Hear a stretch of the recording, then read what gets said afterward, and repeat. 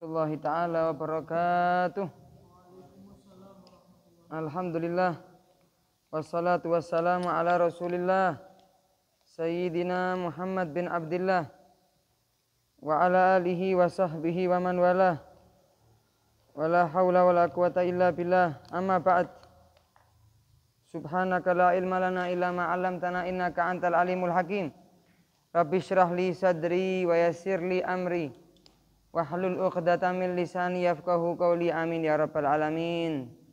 Segala puji bagi Allah Subhanahu wa taala, Tuhan yang memberi kepada kita nikmat Islam, nikmat iman, nikmat sihah wal afiyah, nikmat bisa berkumpul di rumah Allah, mempelajari warisan Rasulullah, berkumpul untuk mendapat rahmat Allah Subhanahu wa taala. Semoga perkumpulan kita pada malam hari ini diberkahi oleh Allah Subhanahu wa taala, dijadikan perkumpulan yang penuh keberkahan di dunia dan di barzakh kelak maupun di kehidupan akhirat. Amin ya rabbal alamin.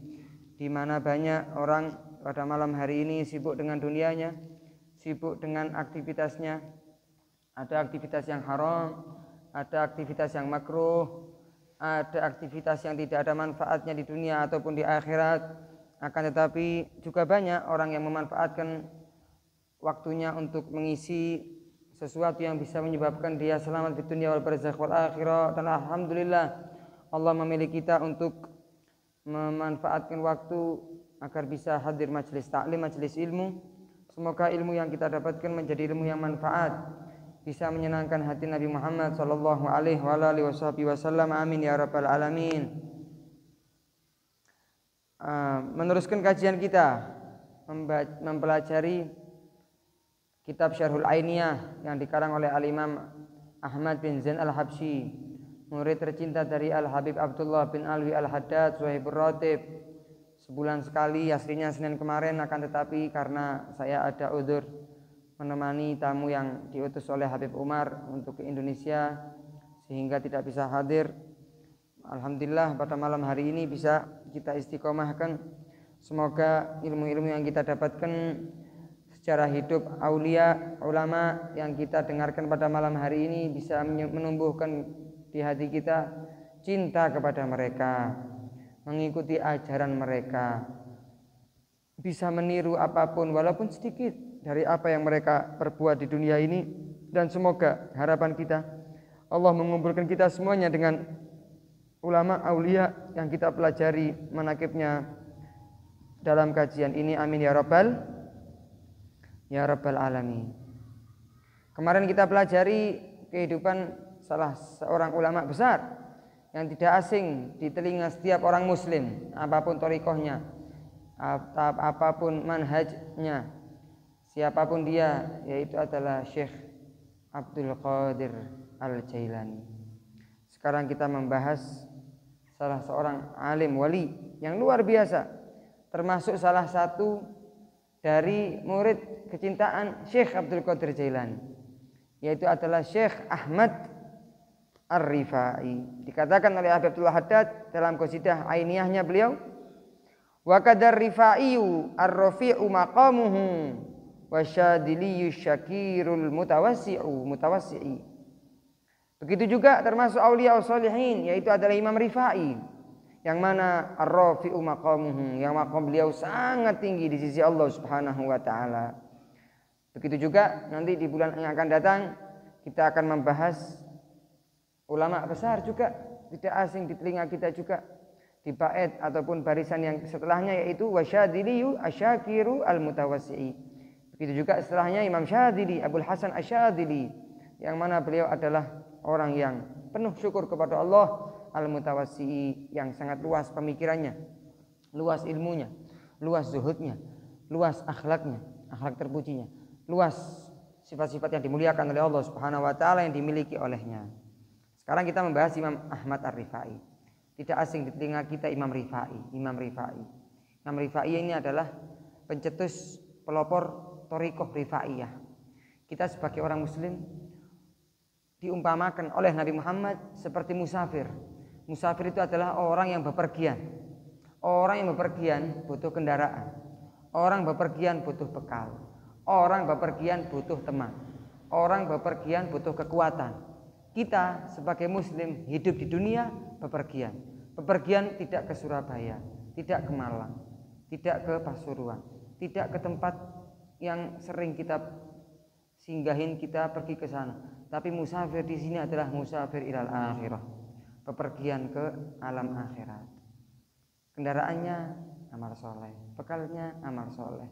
Caranya mengikuti cara Rasul Shallallahu Alaihi Wasallam. Salah satunya adalah yang namanya torikoh. Torikoh itu artinya jalan. Kita kalau bepergian harus tahu jalan, biar tidak tersesat. Sama orang bepergian ke akhirat, ada yang sesat, semuanya bakal sampai. Semuanya yang hidup di dunia bakal sampai ke akhirat. Tapi ada yang sampai dengan selamat, ada yang sampai dengan tidak selamat. Maka siapa orang yang ingin selamat sampai ke akhirat, hendaknya dia mengikuti jalan yang benar, yang menyampaikan dia ke keselamatan di akhirat. Itu namanya torikoh, cara kita berjalan menempuh akhirat. Macam-macam torikoh disebutkan sama Habib Muhammad bin Ahmad Al-Muhdar. Katanya, at-turuq ilallah ka'adadi anfasil bashar. Jalan menuju Allah itu banyaknya seperti banyaknya bilangan jumlah nafasnya orang sedunia, mulai Nabi Adam sampai akhir orang. Apakah bisa kita menghitung nafas kita satu hari? Kalaupun bisa ya bisa, cuma kita nggak pernah ngitung, itu aja. Nek iso ya iso, cuma yang nganggur lapo. Ngapain kita menghitung nafas kita? Kita nggak menganggap itu penting. Cuma kalau kita ingin syukur, benar-benar syukur sama Allah, kita hitung. Mulai bangun dari tidur kita sebelum subuh atau habis subuh, dihitung. Wis setino gak kerja, gak ketemu konco-konco, di omah tok ngitung nafas. Nah, nafas kita satu hari malas kita hitung. Kalaupun sudah kita hitung mungkin banyak, ribuan mungkin, ya kan? Pasti selama dia hidup pasti menghirup nafas, menghembuskan nafas. Coba bayangkan, apakah ada orang yang bisa menghitung jumlahnya nafas semua manusia yang ada di muka bumi ini? Mustahil. Yang tahu hanya Allah Subhanahu wa taala. Ketahuilah, jalan untuk menuju Allah banyaknya seperti jumlahnya manusia sedunia. Allahumma sholli ala Muhammad. Ada jalan yang sulit, ada jalan yang mudah, ada jalan yang cepat, ada jalan yang lambat. Nah, salah satu torikoh jalan yang bisa menyampaikan kita ke Allah adalah torikoh Ar-Rifaiyah. Torikoh yang digagas oleh Imam Ahmad Ar-Rifai. Ada torikoh Syadiliyah, ini bulan besok kita belajar pencetus torikoh Syadiliyah itu Abul Hasan Asyadili. Ada lagi torikoh Alawiyah, ada lagi torikoh Qadiriyah, ada lagi torikoh Tijaniyah, ada lagi torikoh An-Naqsyabandiyah. Macam-macam cara menuju kepada Allah Subhanahu wa taala. Nah, kita mempelajari kisah pencetus pelopor torikoh Ar-Rifaiyah. Kalimat Ar-Rifai itu kembali ke nama, ada yang mengatakan nama kota. Kota beliau namanya Rifa'ah. Ada lagi yang mengatakan nisbat Imam Ahmad ini ke Ar-Rifai itu karena kakek beliau yang ke-7 atau ke-8 itu namanya Rifa'ah. Orang yang mulia, orang yang luar biasa. Maka setiap dari cucu beliau itu dinisbatkan kepada orang tersebut. Kakek Imam Ar-Rifai yang ke-7 atau yang ke-8. Dan Imam Ahmad Ar-Rifai ini, Imam Rifa'ah ini termasuk keturunan Nabi Muhammad sallallahu alaihi wasallam. Dari jalur Sayyidina Husain bin Ali bin Abi Thalib. Sayyidina Ali bin Abi Thalib menikah sama Siti Fatimah binti Muhammad Rasulullah SAW. Menantu Nabi SAW adalah Sayyidina Ali. Dinikahkan sama putri beliau namanya Siti Fatimah. Anaknya ada 6. Anaknya Siti Fatimah ada berapa tadi? 6. Anak pertama namanya Hasan. Kemudian Sayyidina Husain. Husain kalimat diambil dari kalimat Hasan. Hasan itu sing gede. Kalau Husain itu yang kecil, adiknya Hasan. Yang ketiga namanya Muhsin. Ada sebagian ulama sirah mengatakan bukan Muhsin, tapi Muhassin. Jadi sirah bahasa Arabnya diambil dari nama kakaknya Hasan, Ha Sin Nun. Yang kedua dari kalimat Hasan, Husain. Yang ketiga Muhsin, ada yang mengatakan Muhassin. Anak Sayyidina Ali dari Siti Fatimah ada 3. Anak Sayyidina Ali dari Siti Fatimah yang perempuan ada 3 juga, yang namanya sama persis dengan saudari Siti Fatimah. Putri Nabi Muhammad SAW ada 4. Yang pertama Siti Zainab, yang kedua Siti Ruqayyah, yang ketiga Siti Ummu Kulthum, yang keempat baru Siti Fatimah. Putri Siti Fatimah ada 3, yang namanya semuanya persis dengan saudari Siti Fatimah. Jadi kalian ditanyai, apakah Siti Fatimah punya anak perempuan? Punya. Jumlahnya berapa? Jumlahnya seperti saudarinya beliau. Saudarinya beliau ada berapa jumlahnya?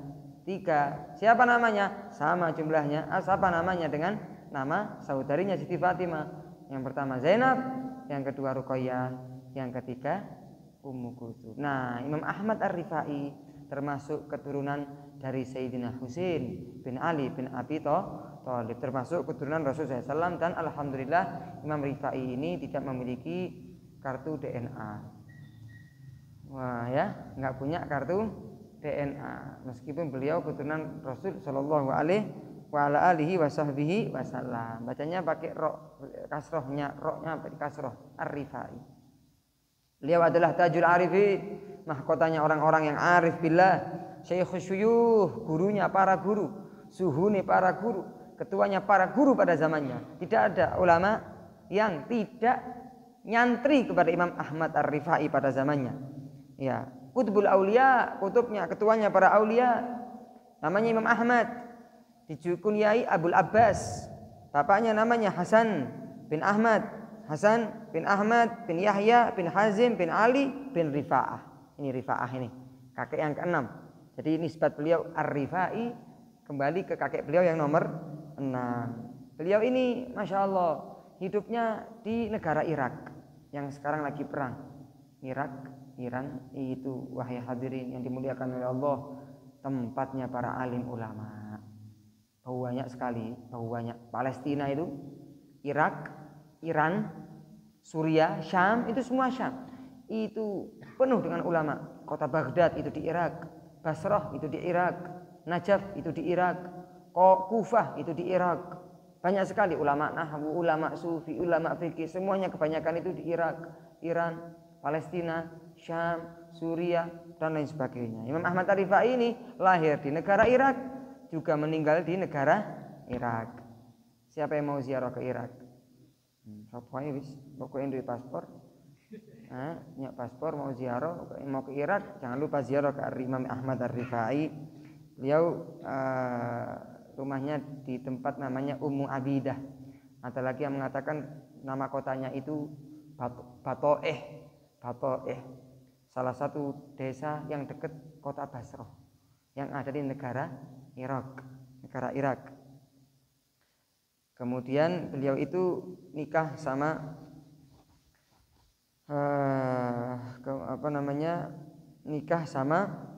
bapaknya Imam Hasan itu nikah sama saudaranya sendiri, misanan sendiri, yaitu saudaranya gurunya Imam Ahmad Ar-Rifai.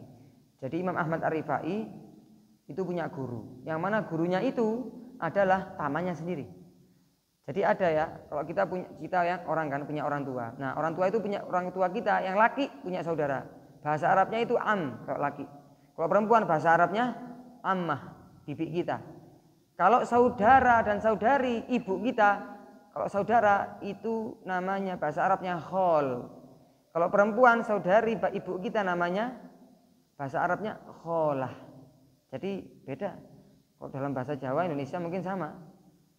Bule, pakle, bude, pakde iki modele padha, dulur bapak, dulur ibu.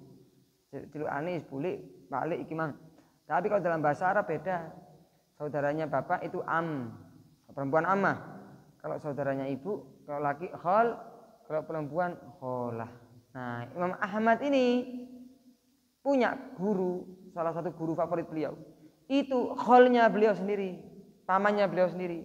Karena Imam Hasan, bapaknya Imam Ahmad, itu nikah sama misanan dewi. Kemudian yang guru tersebut kholnya Imam Ahmad itu adalah namanya Imam Syekh Mansur Az-Zahid, orang luar biasa. Punya anak namanya Imam Ahmad. Anak namanya Imam Ahmad. Nah, Imam Ahmad ini lahir di bulan Muharram tahun 500. Ada yang mengatakan 512 Hijriah, ada yang mengatakan tahun 500 pas. Beda pendapat ulama dalam membahas tarikh beliau. 5 tahun sebelum meninggalnya Imam Ghazali. Jadi beliau tidak nututi gak nyantri nang Imam Ghazali. Karena Imam Ghazali meninggal dahulu. Imam Ghazali itu umurnya 55. Imam Ghazali umurnya 55 tahun. Ketika umurnya Imam Ghazali 50 tahun, Imam Ahmad Rifai ini lahir. Jadi Imam Ghazali meninggal, umurnya Imam Rifai berapa tahun? 5 tahun. Nah, tapi beliau nututi Syekh Abdul Qadir Al-Jailani, Imam Ghazali lebih dahulu. Nah, kemudian beliau meninggal di tahun 578 Hijriah. 578 Hijriah. Maka umur beliau ada berapa? Kalau mengikuti lahirnya 500, maka pas umurnya beliau 78. Tapi kalau umur beliau lahirnya itu 512 Hijriah, maka umur beliau itu 64 tahun. 64 tahun. Nah, kalau mengikuti yang tahun 500 Hijriah, umur beliau itu 78. Meninggal di hari Kamis. Siapa orang yang meninggal di hari Kamis dan hari Jumat, wuqiya adzabul qabr. Dia diselamatkan dari azab kubur. Masya Allah. Imam Ahmad Ar-Rifai meninggalnya hari Kamis. Man mata lailatul jum'ah aw yaumaha wuqiya adzabul qabr. Siapa, kata hadis Nabi SAW, siapa orang meninggal di hari malam Jumat atau hari Jumat bebas dari azab kubur. Beliau meskipun enggak meninggal di hari Kamis, kita yakin dia diangkat dari tidak mendapatkan azab kubur, apalagi meninggalnya hari Kamis atau hari Jumat, luar biasa. Di siang hari beliau meninggal tanggal 12 Jumadil Awal di tahun 578 Hijriah. Beliau dimakamkan di kuburan Syekh Yahya Al-Bukhari. Bukan Imam Bukhari. Imam Bukhari itu kuburannya di, kalau saya tidak salah, di Uzbekistan. Umar bin Hafid mungkin tahun kemarin dulu itu membuat daurah pengajian ketika beliau ziarah di Uzbekistan. Yang beliau yang ngarang Imam kitab Sahih Bukhari itu di Uzbekistan. Nah, di atasnya Irak. Imam ini tidak di Uzbekistan, tapi di negara Irak. Di negara Irak. Terakhir kalimat yang keluar dari lisan beliau adalah syahadatu an la ilaha illallah wa asyhadu anna Muhammadan Rasulullah SAW. Luar biasa, hadirin yang dimuliakan oleh Allah Subhanahu wa taala. Orang kalau di kehidupannya sering zikir, mati ini ya pas zikir. Orang di dunia sering sholat sunnah, ya mati ini pas sembahyang sunnah. Dalam keadaan apa kita ingin bertemu kepada Allah, maka perbanyak aktivitas tersebut. Gak mungkin datang ajal kita kecuali di waktu yang kita sering ngelakuin aktivitas tersebut. Semoga kematian kita husnul khotimah dalam keadaan yang diridhoi oleh Allah Subhanahu wa taala. Amin ya rabbal alamin. Beliau ahli fikih, masih wali ahli fikih. Tidak dumane wali moro ninggalno ilmu fikih. Tidak ada. Orang mau sampai ke Allah, masuk surga itu gak cukup ilmu tasawuf. Dia harus tahu ilmu fikih. Orang mau masuk surga dapat ridha Allah, enggak cukup ilmu fikih saja tanpa ilmu tasawuf. Dua-duanya itu seperti kajana hai toir, seperti dua sayapnya burung. Burung itu kalau cuma punya satu sayap, oleng tiba. Cukup ambil uang gawe sate, burung merpati. Tapi kalau punya dua, miber kemana-mana bisa. Pagi di Singosari, sore di Madiun. Percaya apa gak, Rek? Percaya bisa aja. Ya. Bisa kemana-mana dia. Nanti naik pesawat pagi di Surabaya, malam sampai Oman nanti bisa. Mana pesawat soalnya. Sebab kalau pesawat terbangnya cuma satu sayapnya, gak sampai, gak iso terbang sama. Kita bepergian itu paling enak pakai dua sayap. Apa? siji tasawuf, siji fikih. Dua ini harus bareng. Tanpa dua ini tidak bisa seseorang itu sampai kepada Allah Subhanahu wa taala. Setiap aulia, setiap ulama yang kita pelajari manaqibnya enggak mungkin jauh dari ilmu tasawuf, enggak mungkin jauh dari ilmu fikih. Karena itu adalah modal keselamatan seseorang. Akhir kalimat yang keluar dari lisan beliau, la ilaha illallah Muhammadur Rasulullah SAW. Beliau ini akidahnya mengikuti Imam Abu Musa al-Asy'ari, Ahlus Sunnah wal Jamaah. Sunni, kita sering kan dengarkan Sunni. Sunni ku sapa? Nisbah, karena ente ngikuti sunnah. Sunnah diambil dari kalimat sunnah. Ente ngikuti sunnahnya Nabi, pas bener, gak ngaku-ngaku sunnah. Pas sunnahnya Nabi SAW, maka ente sunni. Sunni. Beliau itu Asy'ari, Sunni. Madhabnya ikut Imam Syafi'i, mengikuti Imam Syafi'i. Iraqi, orang Irak, hidup di abad ke-6 Hijriah, di abad ke-12 Masehi. Beliau karangan kitabnya banyak sekali. Saya punya satu karangan beliau di rumah. Thariqatu ahlillah, thariqatu ahlil haqiqah ilallah. Jalan orang-orang yang ahli hakikat untuk menuju Allah Subhanahu wa taala. Kitabnya berat, diterangkan ke orang-orang awam gak seberapa tahu ilmu, ngaku wali medeni. Iya, inti belajar kitab-kitab tasawuf yang enteng-enteng saja. Karena kalau nggak enteng berat. Karena kita itu lemah. Kalau ngangkat sesuatu yang berat gak kuat. Sama, ilmu itu ada yang enteng, ada yang berat. Kita itu orang yang lemah, masih belum kenal Allah. Belajar ilmu yang enteng aja. Penceramah, dai, ustadz ngajarkan ke orang yang tidak seberapa tahu ilmu, ya ngajarkannya yang enteng-enteng biar mereka bisa mencerna ilmu yang disampaikan. Anak TK diajari pelajaran kuliah. Lolok gak ada apa-apa rek. Karena dia masih TK, otaknya masih tidak mumpuni. Imam Ar-Rifai ini luar biasa.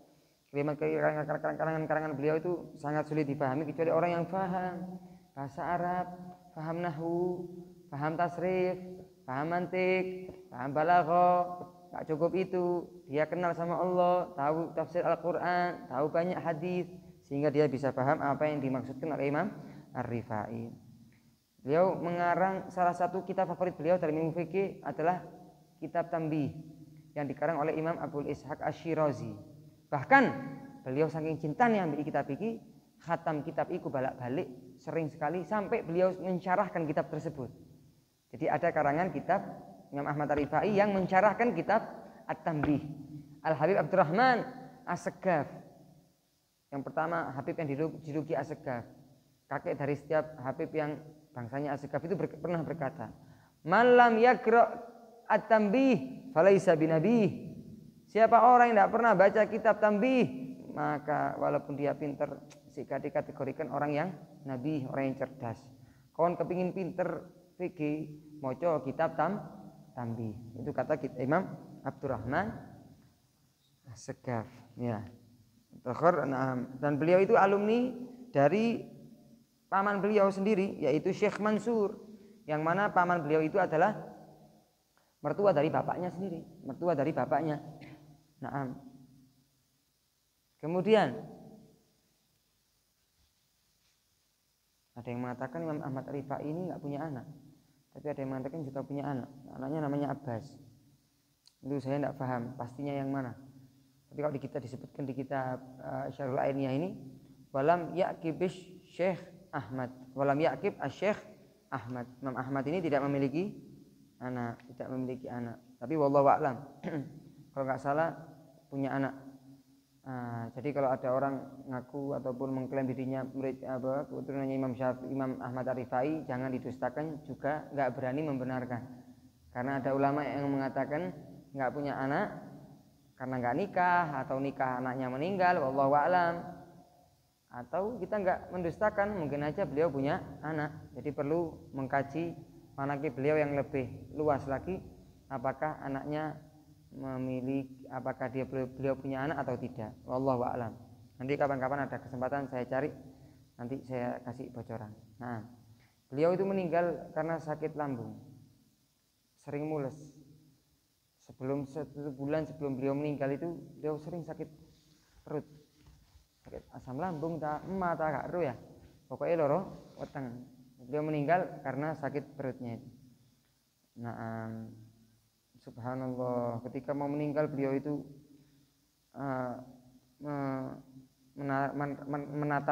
meratapkan wajahnya ke jalanan, ke bumi sambil nangis dan mengatakan al-afu, minta maaf ya Allah, minta maaf ya Allah. Allahumma ij'alni sakfal bala ala haula'il khalq. Ya Allah, bala yang kau akan timpakan kepada makhluk-makhlukmu kasih ke saya ya Rabb. Saking cintane nang umati Kanjeng Nabi sallallahu alaihi wasallam. Seseorang itu semakin kenal sama Allah, semakin menghinakan dirinya. Seseorang itu semakin tahu keagungan Allah, semakin menghinakan dirinya. Seseorang itu semakin mengetahui kekayaan Allah, dia memfakirkan dirinya. Seseorang itu ketika mengetahui kekuatannya Allah, maka dia melemahkan dirinya. Walaupun dia kuat, walaupun dia kaya. Seseorang yang mengetahui hakikat keilmuan Allah, maka dia membodohkan dirinya. Meskipun alim. Nah, semakin nambah ilmu, semakin tahu dia kalau dia itu bodoh di hadapan Allah Subhanahu wa taala, maka dia tidak sombong dengan ilmunya. Detik itu juga kalau Allah berkehendak ngambil ilmunya, kira-kira mampu atau tidak? Mampu sekali. Nah, karena kemampuan Allah tadi ini, seseorang itu bakal menghinakan dirinya. Kalau sudah tahu kekuatan Allah, kemampuan Allah terhadap dirinya, dia meyakini bahwasanya dirinya itu tidak bisa apa-apa. Tidak seperti orang yang tidak kenal Allah, dia ujub, dia pamer ilmunya, kekayaannya, kekuatannya, kemampuannya, kekuasaannya dan lain sebagainya. Nah, dan beliau itu anti no profile. Beliau adalah ulama yang no profile, nggak seperti kita. Kalau kita apa? Yes profile. Nah, personal branding, apa? Ini macam-macam guys. Kalau beliau udah punya Instagram, tak punya WhatsApp, tak punya Facebook, tak punya apa mana teh? Wis tak punya apapun wis. Tepak kano zamannya ya. Hatta kalaupun beliau ada di zamannya fasilitas, beliau termasuk orang yang paling benci diviralkan, paling benci ketenaran. Nah, luar biasa ya. Beliau enggak pernah duduk di atas sejadah karena tawaduknya beliau. Ada salah seorang ulama di Hadramut. Itu Syekh, kalau saya enggak salah, Syekh Abdurrahman Ba'abad. Pernah pada suatu hari beliau ngaji majelis taklim, duduk di kursi seperti ini, duduk di tempat. Kemudian dia membaca ayat Al-Quran yang kalau saya tidak salah bunyinya apa sih di Al-Quran itu,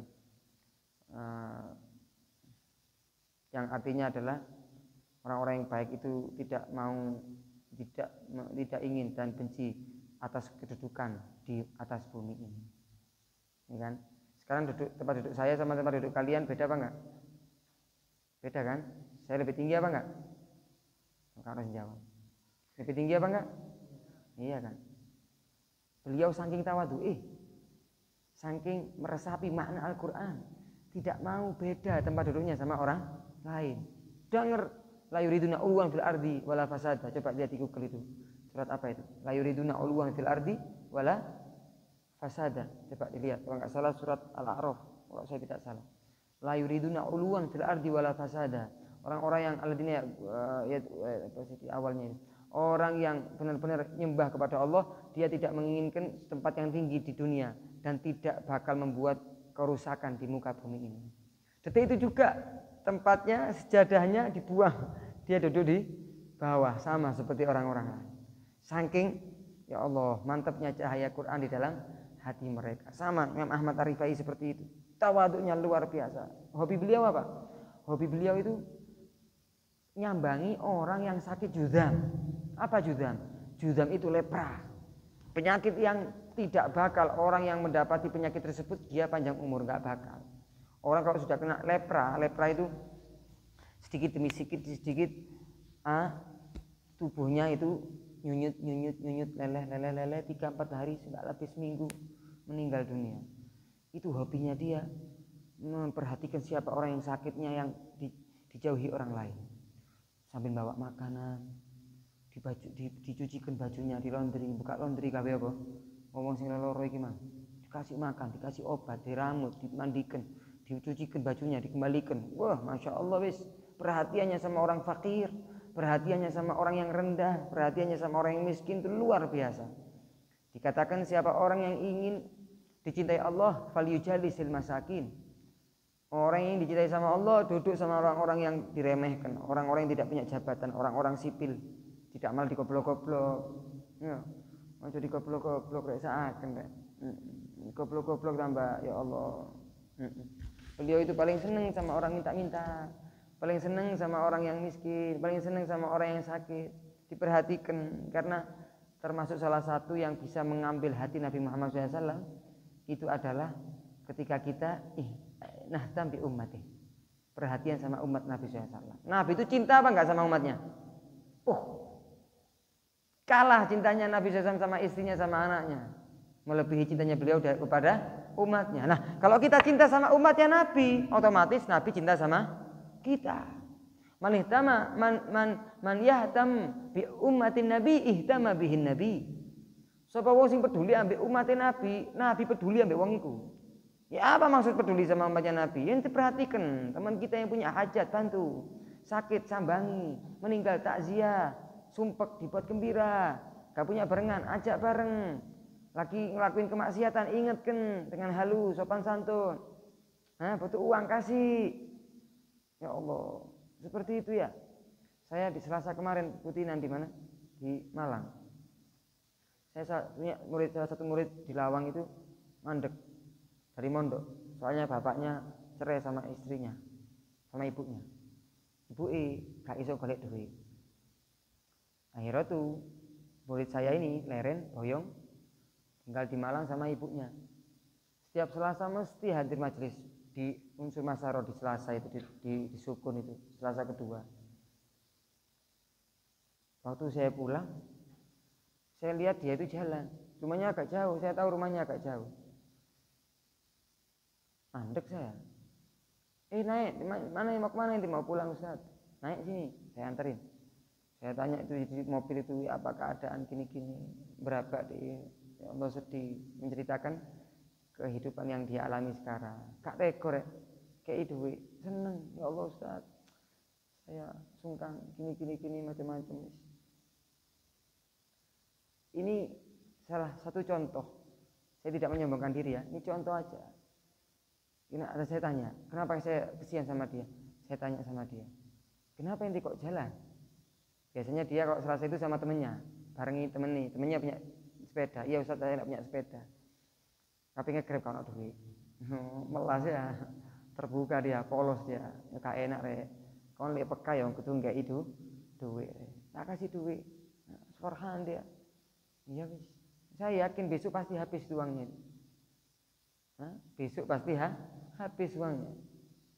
Karena kebutuhannya pasti banyak, belum nikah dan lain sebagainya. Ibunya sudah capek, sudah sakit-sakitan. Intinya adalah kalau kita ingin diperhatikan sama Allah, perhatikan hamba-hamba Allah. Kepingin disayang sama Allah, sayangi orang lain. Jangan menjadi hamba yang egois. Kepingin dipedulikan, kepingin disayang tapi nggak pernah peduli, tapi nggak pernah sayang. Man la yurham, siapa yang nggak sayang maka nggak disayang. Man la yubalillahu bih. Sapa sing gak peduli ambek Allah gak dipedulino. Ayo peduli sama sesama, apalagi yang wajib, orang tua kita, anak, istri, isanan, dulur. Beda baiknya kita ke saudara sama baiknya kita bukan saudara, beda. Lebih dituntut dan lebih banyak pahalanya ketika kita baik sama saudara yang orang-orang dekat. Nah, beliau itu luar biasa, mempunyai karomah yang luar biasa. Nanti di akhir pengajian saya sebutkan satu saja dari karomah beliau. Menyebutkan karomah sering-sering itu nggak bagus, tapi satu dua untuk menambah kecintaan nggak ada masalah. Menambah kecintaan dan yang penting ngomongnya sama orang yang paham. Si kang paham yo, ojo dirungokno nggak masalah. Kalau mau ingkar ya kesian dia. Intinya karomat itu ada di Al-Quran. Yang mengingkari karomah itu bahaya. Akan tetapi salah satu adab dari penceramah ustadz itu hendaknya tidak menyebutkan karomah. Pokoknya zamannya kayak gini rek. Orang dahulu ini kalau perhatikan, kalau kalian perhatikan, di kitab-kitab dahulu, contohnya kitab Ainiyah ini, banyak sekali karomah disebutkan di kitab ini. Kenapa? Karena karomah di zaman dahulu itu biasa karomah itu, bukan sesuatu yang wow. Dan orang dulu sedikit yang ingkar kepada karomah, karena orang-orang dulu itu ya masya Allah. Tapi kalau sekarang nanti kalau mau ceramah mau nyebutkan ini karomah fulan dar karomah tok, yang dengarkan itu nggak semuanya sama yang orang dahulu. Ada yang ingkar, ada yang tidak percaya, ada yang percaya dan lain sebagainya. Nah, beliau itu karomahnya banyak sekali, disebutkan sama Imam Ahmad bin Zain, wa ahadun man kharaqallahu lahul awaid wa qallaba lahul a'yan wa sarafahu fil wujud wa antaqahu bil mughayyabat. Sesuatu yang belum terjadi, beliau tahu semuanya. Beliau bisa merubah dari sesuatu kepada sesuatu yang lain. Beliau itu luar biasa. Sesuatu yang sulit di hadapan orang biasa, di sisi beliau sesuatu yang mudah. Nah, beliau perkataannya, ceramahnya itu luar biasa, sulit diketahui sama orang kecuali orang yang paham. Nah, kemudian di beliau salah satu perkataan beliau apa? Az-zuhdu asasul ahwal al-mardiyah. Sifat zuhud itu adalah pondasinya keadaan-keadaan hal yang diridhoi oleh Allah Subhanahu wa taala. Wal maratibis saniyah, dan kedudukan yang luar biasa. Wa huwa awwalu qadamil qasidin ila Allah. Pertama langkah yang harus diletakkan sama seseorang kalau ingin menghadap kepada Allah, hendaknya dia memiliki sifat zuhud. Apa sifat zuhud? Sifat zuhud adalah faraghul dunya anil qalb. Tidak ada tempat untuk dunia di hatinya. Tidak ada tempat untuk dunia di dalam hatinya. Maksudnya apa? Kalau ada yang datang dia nggak senang dari harta, dari uang, jabatan, dia nggak senang biasa. Kalaupun dia nggak mendapatkan, dia juga nggak sumpah, nggak sedih. Bahkan itu minimal, standar minimal. Bahkan kalau zuhudnya luar biasa, yang nggak datang ke dia malah seneng. Kalau ada yang datang susah, nggak main susah. Beda kalau kita, kalau sih gak entuk pusing, nyolong, nyopet, iki ruwet, kosop, togel, judi, judol, iki tambah ruwet, tambah pusing. Kalau ada yang datang meskipun 1.000, 2.000, 10.000, senangnya kalau seperti dapat yang banyak. Kalau sudah dapat harta banyak lupa teman, gak tahu online WhatsApp, terlihatnya dihapus. Peraturan WhatsApp, aturan ini dihapus kabeh, kenal konco. Jauh dari sifat zuhud. Beliau ini luar biasa zuhudnya. Kemudian beliau pernah berkata juga, salah satu kalam mutiara beliau yang penting kita miliki apa? Thariqatuna mabniyatun ala thalathati asya. Thariqah rifaiyah, thariqah kami itu dibangun dengan 3 perkara. Sama dengan thariqah kita. La nas'al wa la narud wa la nadakhir. 3. Yang pertama la nas'al. Kita enggak bakal pernah minta-minta sama orang. Gak tahu jaluk-jaluk nang wong, gak gelem ngamen, gak gelem gawe badut-badutan. Gak gelem jaluk-jaluk nang wong, minta uang. Itu paling anti. Sesuatu yang memalukan. Kita enggak boleh minta sama orang. Kecuali kalau kita enggak minta, kita mati. Itu enggak ada masalah. Tidak ada makanan, enggak ada ini. Kalau enggak minta ente mati, wajib ente minta sama orang. Dan orang yang ente minta itu wajib ngasih ente. Paham ya? Kalau kita enggak mati, kita tahu. Kalau kita enggak minta, kita mati, kita tahu. Nah ini masalah, dia dosa. Dan kalau orang yang kita minta tahu kalau kita enggak kasih, kalau dia enggak ngasih kita mati. Dia enggak ngasih itu haram, dikatakan dia pembunuh. Karena kalau kita kasih, dia enggak bakal mati. Nah ini penting. Selama kita enggak butuh, enggak darurat, enggak hajat apalagi, jangan pernah minta orang. Karena orang yang selalu minta-minta sama orang, kelak di hari kiamat bakal bertemu dengan Allah dan di wajahnya tidak ada kulitnya, tengkorak, tidak ada garing raine, gak ono kulite. Disebutkan dalam hadis Nabi SAW. Jangan pernah minta-minta, itu yang pertama. Yang kedua, la narud, tak pernah kita menolak kalau ada orang yang memberi kita. Seperti Nabi SAW, beliau itu kalau dikasih hadiah tidak pernah nolak, meskipun dikasih hadiah yang remeh, yang tidak ada harganya. Disebutkan dalam salah satu hadis Nabi SAW, kalaupun ada orang mengundang saya, disuguhi kekil, disuguhi Dudu tok gak ono jangane. Jangan asem gak ono jagunge, gak ono kacang panjange. Gak ono apa iku rek sing ijo-ijo iku. Bukan. Yang ijo yang bukan ijo yang tua, ijo muda. Apa itu namanya? Sayuran itu. Siem, iya siem lek manisan. Iya siem lek salah, Siem ya. Kalau sieme, kalau jagungi, kalau kacangi, kalau kacang panjangi. Dudu tok teko aku. Katanya Nabi SAW. Kalaupun ada orang ngundang saya disuguhi kikil tok teko aku. Subhanallah. Tawaduknya Nabi SAW. Disebutkan di kitab Syama'il, kana yakbalul hadiyata wa yukafi 'alaiha. Nabi SAW itu menerima hadiah. Kalau yang ngasih hadiah enggak terpaksa. Dan beliau itu membalas hadiah dengan hadiah. Membalas hadiah dengan hadiah. Maaf. Beliau itu kalau dikasih enggak nolak. Karena salah satu adab ketika ada orang baik memberi kepada kita hadiah, salah satu adabnya itu kita butuh atau tidak kita nerima. Masalah inti enggak butuh, inti kasihkan orang lain terserah, enggak ada masalah. Dan bukan alasan, itu hadiah, kalau dihadiahno iku alasan iku pelit arek iku. Biasane wong ngono ah. Aku jaluk permen nih atau minta ini ojo iki hadiah tekan iki. Oh, gak ono alasan rek. Hadiah itu boleh dihadiahkan. Cuman inti yang bekas. Ana minta hadiah itu. Contoh ya misalnya jaluk maksa maneh ya. Ana minta hadiah, jangan ini dari orang yang sangat saya cintai. Ini jangan maksa. Jangan maksa. Karena dia cinta sama orang yang memberi dia hadiah. Nah, hakada. Saya pernah dikasih jubah sama ustadz saya di Tari. Muhammad Ali itu yang pernah ke Indonesia dulu itu. Itu saya pernah dikasih jubah waktu nikah, pulang dikasih hadiah jubah sama dia. Saya pakai di rumah kalau sholat, dalam rumah itu saya pakai.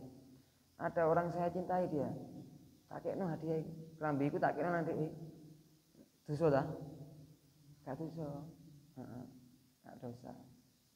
Paham maksudnya ya? Saya pernah dikasih cincin sama Habib Umar. Waktu mau pulang dikasih cincin sama Habib Umar dari Perak. Beliau saya kasih cincin, tapi tak kuyoni, tapi ada syaratnya. Hadiah bisyarat, hadiah pakai syarat. Iya, apa? Antum kasih saya hadiah. Dipalak ya, dipalak kayak Umar. Terus nyuruh anaknya Idris ngambil cincin 3 atau 4 lupa saya di jubah beliau. Masuk anaknya ngambil 3 atau 4 cincin. Terus saya ngasih hadiah tanpa pilihan, beliau balas hadiah dengan pilihan. Inti pilih yang mana yang 4 ini, satu cincin tapi dipilih. Anak bilang jangan Habib, antum pilihkan aja. Jangan. Ya wis, inti pakai 4 ini, yang mana yang pas itu yang inti ambil. Tak coba saya, 4-4-nya saya coba. Karena sing pas rek. Soalnya tangannya itu besar ya Umar. Saya kecil kurus. Itu saya coba satu, lah kok paling pas itu yang saya coba itu warna hitam matanya.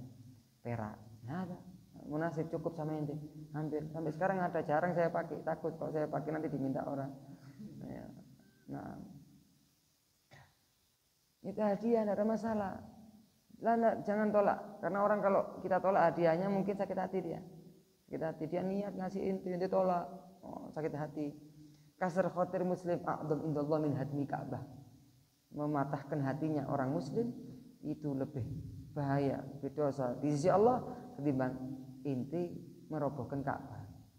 Soalnya Ka'bah itu meskipun mulia, tapi itu batu. Allah enggak melihat batu apa harganya deh. Tapi kalau hatinya orang muslim diperhatikan sama Allah. Tanpa saya meremehkan Ka'bah ya. Orang manusia itu punya hati, punya perasaan. Batu enggak punya perasaan, meskipun itu Ka'bah. Jangan ente wis aku jogo atine wong muslim tapi tak hancurno Ka'bah mari ngene. Padha ae kon murtad kon. Bahaya bisa niku. Cuma kalau dibandingkan lebih bahaya, lebih dibenci sama Allah Subhanahu wa taala. Bukan karena Ka'bah itu tidak mulia, Ka'bah itu mulia. Nah, kita nggak boleh nolak hadiah selama ngasih hadiahnya itu ikhlas dan tidak ngungkit dan sebagainya. Yang ketiga apa? La nadakhir. Kita itu adalah kaum mengikuti thariqah yang tidak nimbun.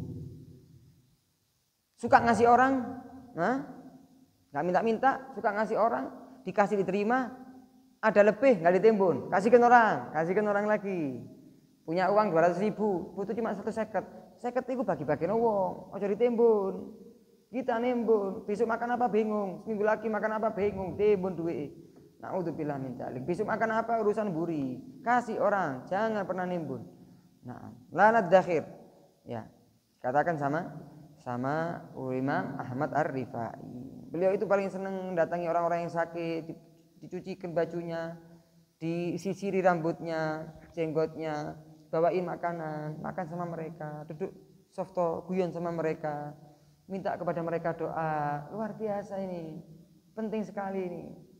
Saya sering kalau mau ngajar ke Babul Khairat, ke pondok itu di Ngamarto itu ada rel kereta api kan, itu ada orang gila rek. Mesti sering duduk di situ. Di rumah kalau ada makanan berkah ataupun nasi sisa apa gitu yang masih bisa dimakan, atau pepes atau apa itu makan lah, itu saya bawa mesti tak kira lagi diterima BDI, langsung pergi saya, takut di apa-apain orang gila. Itu penting loh, jangan diremehkan loh. Tukang parkir kasih, minta-minta, jangan pernah nolak. Meskipun dikasih 100 ripis, meskipun dikasih 1.000 rupiah, jangan pernah nolak. Karena mereka terus datang ke inti berharap, kasih, jangan ditolak. Kalau kita minta sama Allah ditolak, sedih apa enggak? Sedih. Kita kepingin apa yang kita minta ke Allah diijabah. Ya apa caranya? Ayo niat.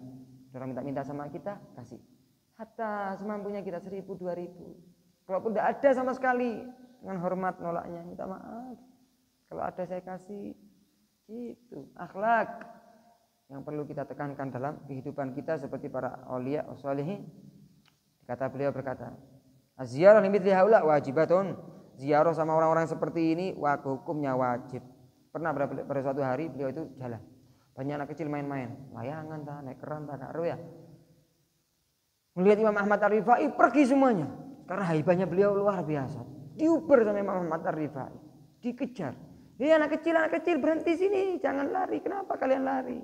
Takut sama antum, haibahnya antum. Minta maaf saya karena sudah nakut-nakuti kalian. Maafkan ya. Maaf gimana? Sampai segitunya takutnya mematahkan hati orang sampai ada cilik-cilik sama anak kecil-kecil.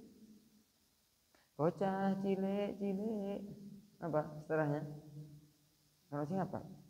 Nah, pernah lagi beliau datang sama anak kecil. Ditanya, mana anta? Siapa namamu? Takut nang arek cilik itu. Anak kecil tadi itu ngomong sama Imam Ahmad. Jadi arek cilik ya. Fudul antum. Kenapa antum ini fudul? Kipu. Apa kon sampean kipu? Gak perlu sampean tahu nama saya. Nangis beliau. Minta maaf ya. Demi Allah wahai anak, kau telah ngasih saya adab. Nasihat apa enggak itu? Nasihat. Padahal dosa apa gak asli nih Imam Ahmad? Kurang ajar apa enggak? Enggak. Tapi dikasih nasihat sama anak kecil. Diterima nasihat dari anak kecil. Kita dari yang lebih besar nasihat kita lo kita tolak, apalagi dari anak kecil. Beliau terima kasih sama anak kecil, makasih ya. Adabtani ya waladi, kau telah mengasih adab saya, telah menasihati saya wahai anakku. Jazakallah khair, terima kasih. Kita enggak pernah terima kasih sama ustadz kita. Enggak pernah terima kasih sama orang yang ngasih ilmu ke kita, orang yang ingatkan kepada kita, orang yang bantu kita. Jarang, berat ngomong jazakallah khair, jarang. Kata Nabi SAW, siapa orang yang diperlakukan dengan baik tidak bisa balas, minimal dia ngomong jazakallah khair, minimal. Semoga engkau dibalas sama Allah ya, sebaik-baik pembalasan. Jadi kasih orang itu tidak bisa balas, ngomong jazakallah khair, doain dia, cukup itu minimal sudah. Kita terima kasih ada jarang. Sama orang tua pernah kita terima kasih? Nah, ayo perhatikan nih. Pernah kita terima kasih sama orang tua, ibu makasih ya, bapak makasih ya, sudah nafkahi saya, sudah didik saya. Tidak pernah. Walaupun pernah, alhamdulillah. Kalaupun nggak pernah, ayo mulai besok orang tuanya masih ada, terima kasih ya, minta maaf sama dia. Seperti yang dilakukan sama para aulia wassalihin. Beliau itu sampai saking seringnya senengi ziarah orang-orang sakit, walaupun menempuh rumahnya 2 hari 3 hari ditembus sama beliau. Ketahuilah bahwasanya mendatangi, kata beliau, orang-orang yang sakit itu ibadah. Siapa orang yang ziarah ke rumah temannya diarak sama 1000 malaikat. Allahu Akbar. Sebutkan di hadis. Tola'al badru alaina min thaniyatil wada. Ketika inti mau pergi ke rumah temannya inti. Penting ini. Ada yang mengatakan 7.000 malaikat. La ilaha illallah. Beliau pernah jalan ketemu sama orang, sabuh caci maki. Orang buta, dajjal, orang ngono rek, ulama besar iki dajjal ini kitabnya. Ya man yastahilul maharim, orang yang menghalalkan yang haram, orang yang merubah Al-Qur'an, mulhid, kafir, kalb, ya anjing inti. Dibuka. Beliau kalau kemana-mana itu sering pakai pakai serban tailasan. Tailasan itu adalah rida serban yang ditaruh di atas kepala gini. Itu sufi, orang-orang sufi itu gitu, panjang terus diselendangkan. Itu beliau dibuka itu serbannya sama beliau. Fakasyafa ra'sahu wa qabala al-ardh, cium itu bumi. Allahu Akbar. Ya asyhadi, dimuliakan orang yang mencaci dirinya. Ij'alu ubaitakum fi hayl, ya ana minta maaf ya, halalkan kalau saya punya salah. Halalkan kalau saya itu pembohong, halalkan kalau saya itu menghalalkan yang haram, mengharamkan yang halal. Minta maaf saya kalau melukai dirimu. Ya Allah. Diciumi tangannya, diciumi kakinya sama Imam Ahmad Ar-Rifai. Minta ridhonya. Ya Allah. Tobat orang-orang itu. Mereka berkata, "Ma ra'ayna faqiran qad mithlak." Wallah, tobat minta maaf sama Imam Ahmad Rifai. Tidak ada orang sufi kayak inti nih Ahmad Rifai. Subhanallah ya. Dan beliau itu dicaci maki sama siapapun, sering beliau dicaci maki. Wala taghayyar. Tidak pernah berubah moodnya, tidak dendam, tidak marah. Seperti kisah Imam Ahmad Al-Haddad, mertua dari Habib Umar bin Hafid. Itu pernah beliau selesai ceramah, itu pulang ke rumah. Di rumah, di jalan dicaci maki sama orang yang hadir di ceramahnya. Inti ini, kini, bid'ah, sufi, kafir, musyrik, macam-macam. Beliau diam, didengerin sama beliau. Sampai rumah, subhanallah, orang ini sedih, nangis, datang ke rumah minta maaf sama Muhammad Al-Haddad. Minta maaf, nangis ya Muhammad Al-Haddad. Gurunya Habib Umar, mertuanya Habib Umar bin Hafid. Tanya sama keluarganya, Muhammad, kenapa antum menangis? Antum menangis kenapa? Iya, aku getun. Apa getun? Kenapa enggak saya maafkan ketika saya belum masuk rumah? Ketika saya masih jalan itu kenapa kok enggak saya maafkan orang yang habis caci maki saya? Kok ket saiki? Maaf noi. Telat memaafkan itu menangis mereka. Kita besok sudah dendamnya sudah diatur hari ini. Mending deloken kon ya. Seminggu maneh deloken ya. Sebulan maneh belum dilakuin sudah dosa dia. Belum dilakuin dendamnya itu, belum diaplikasikan lewat organ tubuhnya sudah dosa karena niatnya sudah jelek. Nauzubillah min dzalik. Mereka telat maafkan lu dianggap dosa. Dianggap kekurangan. Padahal dia tidak salah, malah dia yang disalahkan, dia yang didolimi. La ilaha illallah. Kemudian itulah kisah sedikit dari Imam Ahmad Ar-Rifai. Imam Ahmad Ar-Rifai, beliau paling senang kalau ketemu anjing yang sakit disehatin, sampai banyak anjing yang sembuh yang awalnya sakit sehat gara-gara beliau. Allahu Akbar. Ini parah ini. Ini tawaduknya luar biasa dan cara agar sampai ke Allah yang paling sepi jarang dilakukan sama orang ya cara-cara kayak gini. Karena nafsunya manusia itu kalau tidak terdidik paling enggan, sombong untuk ngelakuin yang kayak gini-gini. Berat, rasanya itu berat. Di tempat yang dia tidak dihinakan itu dia berat. Seperti hadir majelis taklim. Tidak ada orang hadir majelis taklim pasti di hatinya pasti ada tawadhu. Pasti ada di hatinya itu merasa butuh, merasa kurang, merasa darurat dirinya. Tawadhu, enggak gampang rek. Orang dengarkan ilmu kayak kalian ini enggak gampang loh. Perlu mujahadah, perlu melawan hawa nafsu. Ketika dilawan berhasil inti hadir di majelis taklim. Maka siapa orang hadir majelis taklim maka di hatinya ada sifat tawadhu. Dia merasa butuh ilmu. Kalau sombong, nggak mungkin mau hadir majelis taklim. Enggan dia, aku jadi murid, aku hadir majelis taklim, aku butuh sama ustadz itu. sombongnya dia. Ada penyakitnya. Tapi kalau orang sofa baik hatinya, niatnya baik, tidak ngurus orang ngomong apa, penting orang dapat ilmu, kepingin dapat rahmat, barokah, tidak ngurusan orang ngomong apa. Sifat tawadhu. Kita melakukan sesuatu yang kita tidak dihinakan loh berat, seperti hati Masjid Salim. Apalagi yang kita menghinakan diri kita, seperti yang dilakukan sama Imam Ahmad Ar-Rifai, luar biasa ini, luar biasa. Nah, subhanallah ya. Dia itu kalau duduk ada lalat nemplek di wajahnya, tidak gerak, dipaksa, tidak mau nyakiti dzubab yang ada di wajahnya, saking tawaduknya, saking adabnya sama Allah SWT. Imam Hamid Ba'alawi sama seperti itu. Kalau sudah di hadapan orang tuanya nggak bisa gerak. Ada lalat, sabar. Keriyo apa kalian lalat keriyo. Pemain irung, waduh, nang kuping, iya. Depan orang tua nggak gerak ya. Ini nggak nunggu depan orang tua, tidak ada orang nggak gerak ya. Nah, dia selalu menghadirkan Allah Subhanahu wa ta'ala. Makomnya makom musyahadah. Subhanallah. Naam. La ilaha illallah. Wallahu a'lam. Semoga roh Imam Ahmad Ar-Rifai menyebut kita. Semoga kita bisa kumpul bersama beliau. Beliau hidup di zaman Abbasiyah. Hidup di zaman Abbasiyah. Guru favorit beliau sudah saya sebutkan tadi adalah Imam Syekh Abdul Qadir Al-Jailani. Ya. Dia kuburannya di Baghdad. Bapaknya itu meninggal, beliau masih belum besar. Umurnya masih 7 tahun. Terus diasuh sama gurunya.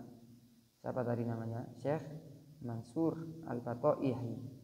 Beliaulah yang didik Imam Ahmad Ar-Rifai. Hafal Quran, ilmunya luas sekali.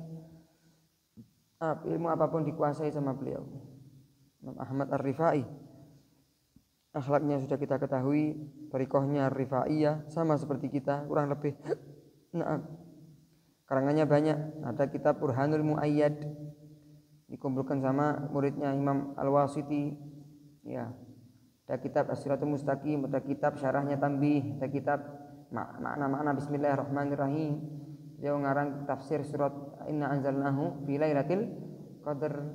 Dia juga punya kitab Al-Majalisul Ahmadiyah, kumpulan ceramah-ceramah beliau yang ditulis sama muridnya dijadikan kitab Al-Majalisul Ahmadiyah.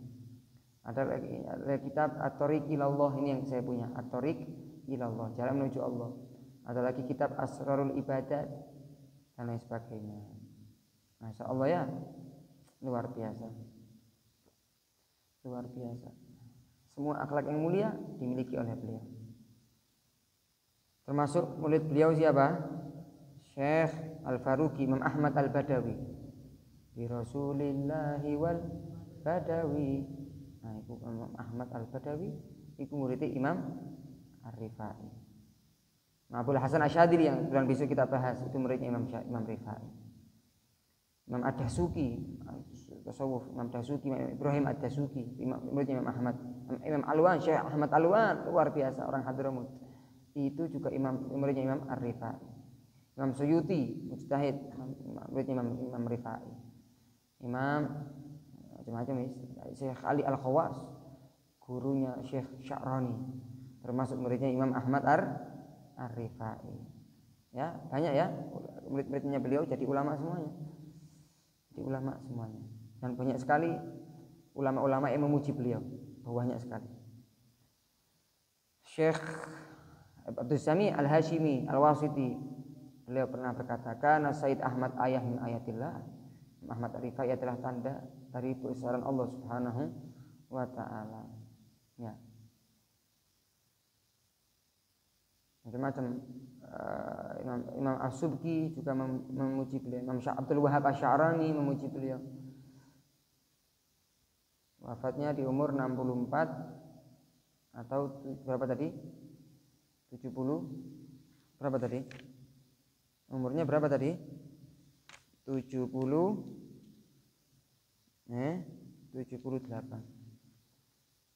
1 bulan sakit perut meninggal dunia. Hari Kamis meninggal dunia. kubur di Kuba, kakek dari ibunya. Jadi ibunya beliau punya bapak namanya Syekh Yahya Al-Bukhari di Irak. Pada hari itu hari yang sangat luar biasa karena kematian beliau. Semoga kita mendapatkan keberkahan beliau. Penutup, satu karamah beliau yang sering dibahas sama ulama kita. Pernah beliau itu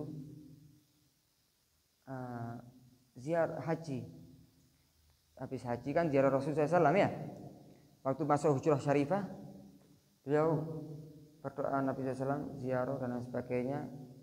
Saking dekatnya sama Nabi SAW dan cintanya, beliau ngarang qasidah yang bunyinya fi halatil bu'di ruhi kuntu ursiluha. Ketika saya jauh di Irak, wahai Rasulullah SAW, saya tidak bisa ziarah ke engkau, ruh saya yang saya kirimkan untuk ziarah ke engkau. Maksudnya, walaupun jasad saya di Irak, tapi hati saya, ruh saya bersama engkau. Fi halatil bu'di ruhi kuntu ursiluha. Ruh saya selalu sama engkau, kangen cinta sama engkau. Tuqabbilu turba anni wahya naibati. Yang mana ruhku tadi itu saya kirim ke engkau, cintaku ke engkau itu luar biasa.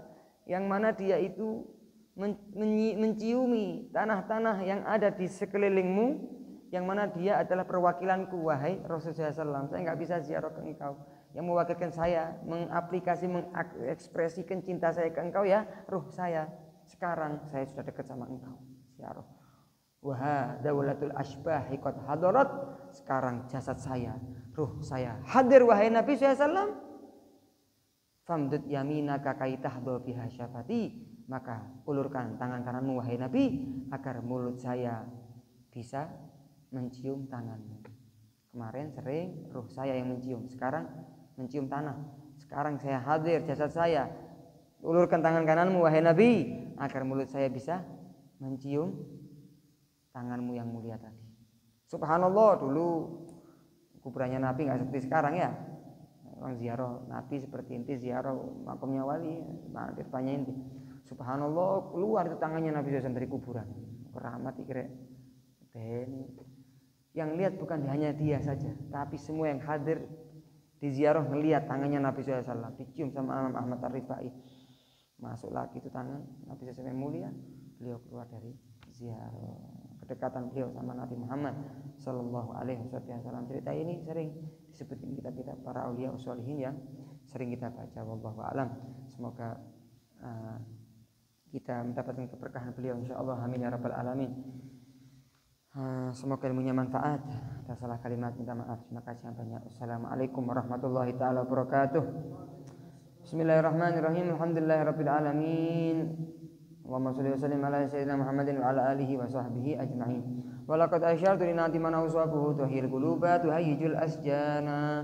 Wallahu qad athna alaihi fama yusabil qawlu minna aw yakunu sanana. Lakinna hubban fi sarairi qad da'a limadihi safwati rabbina wa hadana. Wa idin tazajna fil mahaw'addatiha huna. Narfa'u aidi faqrayna warjana. Lilwahidil ahadil ali ilahina mutawassilina biman ilaihi da'ana mukhtarihi wa habibihi wa safiyihi zainil wujudi bihil ilahu habana. Ya Rabbana ya Rabbana ya Rabbana bil mustafa qabalna ajib da'wana antalana ya dukhrana fi hadhihi dunya wa fi ukhrana aslil lana al ahwala waghfir dhanbana wa la tu'akhid rabbi in akhtana wansur wasluk bina fi nahji tahal mustafa thabbit ala qadamil habibi khutana arina bifadli minka tal'ata ahmadin fi bahjatin ainur ridha tar'ana warbud bihi fi kulli halin hablana wa hibala man wadda wa man walana wal muhsinina wa man ajaba nida'ana wa dabil huquqi wa taliban awsana wal hadirina wa sa'iyan fi jam'ina nahnu baina yadayka anta tarana wa laqad rajawna ka fa'aqiq su'lana wasma' bifadlika ya sami'u du'ana